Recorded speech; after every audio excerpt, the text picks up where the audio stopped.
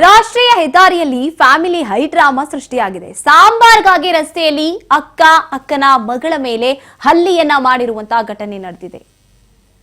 ರಾಷ್ಟ್ರೀಯ ಹೆದ್ದಾರಿಯಲ್ಲೇ family high drama ಸೃಷ್ಟಿ ಮಾಡಿರುವಂತದ್ದು ಸಾಂಬಾರ್ಗಾಗಿ ರಸ್ತೆಯಲ್ಲಿ ಅಕ್ಕ ಮತ್ತೆ ಅಕ್ಕನ ಮಗಳು ಕಿತ್ತಾಡಿರುವಂತದ್ದು. ಸಾಂಬಾರ್ ಮಾಡಿಲ್ಲ ಅನ್ನೋ ಕಾರಣಕ್ಕೆ ಮಾವ ದರ್ಪ ತೋರಿರುವಂತದ್ದು. ಸಾಂಬಾರ್ ಮಾಡಿಲ್ಲ ಅಂತ ಕುಡಿದು ಬಂದು ದಾಂಧಲೆ ನಡೆಸಿರುವಂತದ್ದು ಮಾವ. ಅಕ್ಕನ ಮೇಲೆ ಹಲ್ಲೆಗೆ ಯತ್ನಿಸಿರುವಂತದ್ದು ಅವರ ಮಾವ ನಾಗರಾಜ್. ನಾವು ನೋಡ್ತಾ ಇದೀವಿ ರೋಡಲ್ಲೇನೆ ಇಡೀ ಫ್ಯಾಮಿಲಿಯ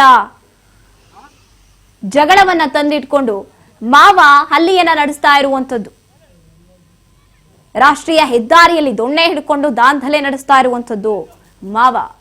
ಕುಡ್ಕೊಂಡು ಬಂದದು ಕೂಡ ಸಾಂಬಾರ್ ಮಾಡಿಲ್ಲ ಅನ್ನುವಂತ ಒಂದು ವಿಚಾರಕ್ಕೆ ಅರ್ಧ ಗಂಟೆ ಕಾಲ ರಾಷ್ಟ್ರೀಯ ಹೆದ್ದಾರಿ 173 ನಲ್ಲಿ ಈ ರೀತಿಯಾಗಿ ಈ ಫ್ಯಾಮಿಲಿ ಹೈ ಡ್ರಾಮಾ ಸೃಷ್ಟಿಯಾಗಿದೆ.